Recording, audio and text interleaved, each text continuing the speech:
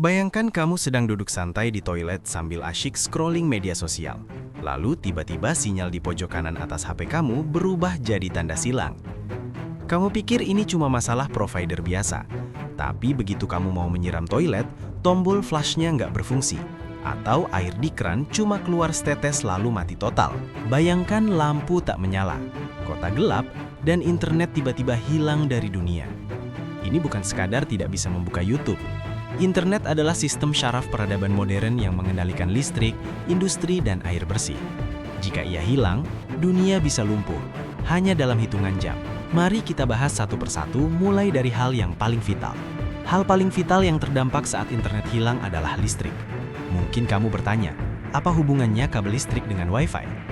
Jawabannya ada pada smart grid. Sistem kelistrikan modern kini dikendalikan oleh jaringan komputer yang saling terhubung lewat internet. Artinya, tanpa internet, sistem yang mengatur listrik bisa ikut lumpuh. Pembangkit listrik bekerja berdasarkan data real-time. Saat jutaan orang menyalakan AC bersamaan, pusat kontrol langsung memerintahkan pembangkit untuk menambah daya. Tapi semua sistem itu berjalan lewat jaringan internet. Jika internet hilang, pusat kendali listrik akan buta. Tidak tahu berapa listrik yang harus diproduksi. Tanpa internet, pusat kendali listrik tidak tahu bagian kota mana yang membutuhkan daya atau mengalami kelebihan beban. Untuk mencegah kerusakan besar, sistem perlindungan otomatis akan mematikan aliran listrik. Akibatnya, seluruh negeri bisa tiba-tiba gelap gulita. Bukan karena kehabisan bahan bakar, tapi karena mesin-mesin itu kehilangan kemampuan untuk saling berkomunikasi. Setelah listrik mati, dampaknya langsung terasa pada air bersih. Air yang mengalir ke rumah kita dipompa oleh mesin raksasa yang membutuhkan listrik. Memang ada genset cadangan, tapi sistem pengolahan air modern tetap bergantung pada sensor digital dan jaringan internet untuk memantau kualitas air dan mendeteksi kebocoran pipa. Tanpa internet, petugas tidak tahu apakah air yang mengalir itu aman atau berbahaya. Akibatnya, distribusi air bisa dihentikan. Artinya, dalam 24 jam tanpa internet, masalahnya bukan sekadar tidak bisa update status. Kita mungkin tidak bisa mandi, memasak, bahkan buang air dengan layak. Masalah berikutnya adalah makanan. Toko-toko terlihat selalu penuh stok karena sistem logistik bernama just in time. Begitu stok di rak menipis, algoritma internet langsung memesan barang ke distributor. Truk pengiriman pun bergerak berdasarkan instruksi server dan panduan GPS.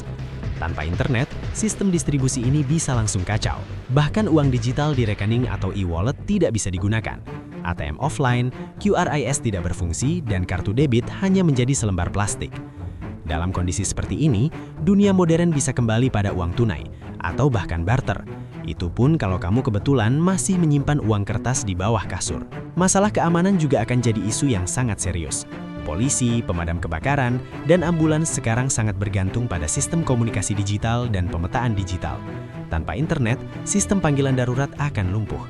Kamu nggak bisa menelepon bantuan jika terjadi kecelakaan atau kejahatan. Selain itu, lampu lalu lintas di kota-kota besar seringkali terintegrasi dalam sistem cerdas untuk mengatur kepadatan kendaraan. Begitu internet mati, lampu ini akan kacau menyebabkan kemacetan parah di mana-mana, yang membuat mobilitas makin sulit. Di skala global, dunia ekonomi bisa langsung terguncang. Bursa saham akan tutup karena triliunan dolar yang diperdagangkan hanyalah data digital. Perusahaan besar kehilangan akses ke data dan komunikasi antar kantor. Bukan hanya kerugian uang, tapi juga runtuhnya kepercayaan pada sistem ekonomi modern yang bisa memicu kepanikan besar. Dari sisi psikologis, manusia juga akan merasakannya. Tanpa internet, kita kehilangan informasi dan koneksi dengan dunia luar. Ketidaktahuan ini bisa memicu stres dan rasa terisolasi, membuat keheningan terasa bukan lagi menenangkan, tetapi menakutkan. Di tengah semua kekacauan, ada satu pelajaran besar. Peristiwa ini menunjukkan betapa ketergantungan kita pada teknologi sudah sangat dalam. Kita terbiasa memesan makanan lewat ponsel, tetapi mungkin tidak tahu bagaimana menanam makanan sendiri atau memurnikan air tanpa alat modern. Jika internet benar-benar hilang selama sebulan, dunia akan mengalami riset peradaban. Kita harus kembali pada cara-cara lama, membaca peta, menulis surat, dan membangun hubungan nyata di lingkungan sekitar. Pada akhirnya, tetangga di sekitar rumah akan menjadi sumber informasi dan bantuan yang paling bisa diandalkan. Jika internet mati lama, listrik mungkin bisa dinyalakan kembali secara manual oleh para teknisi. Tetapi prosesnya akan sangat lambat tanpa bantuan sistem otomatis. Air pun mungkin kembali mengalir, tetapi tidak sekuat sebelumnya. Dunia akan terasa lebih lambat, lebih sunyi, dan jauh lebih melelahkan. Ironisnya, meski sering kita keluhkan, internet sebenarnya seperti oksigen bagi dunia modern. kita baru menyadari betapa pentingnya ketika ia benar-benar hilang. Karena internetlah yang menyatukan hampir seluruh infrastruktur kehidupan kita. Apakah internet benar-benar bisa hilang? Para ahli mengatakan resikonya selalu ada. Mulai dari serangan cyber hingga badai matahari yang dapat merusak satelit dan kabel komunikasi global. Kita tidak perlu panik, tetapi sedikit kesiapan sangat penting. Simpan uang tunai, punya peta atau buku fisik, dan pelajari keterampilan dasar yang tidak bergantung pada internet.